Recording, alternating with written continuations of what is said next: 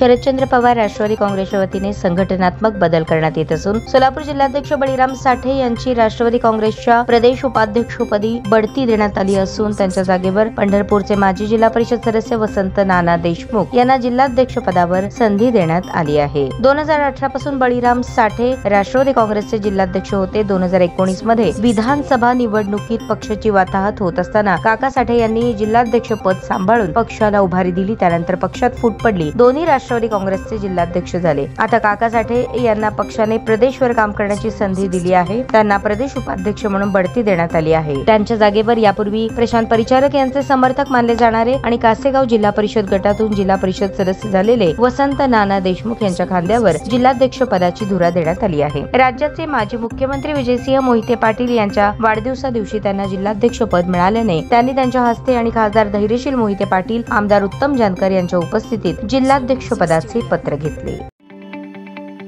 ताज्या बातम्या पाहण्यासाठी प्राईम महाराष्ट्र न्यूज चॅनलला सबस्क्राईब करा।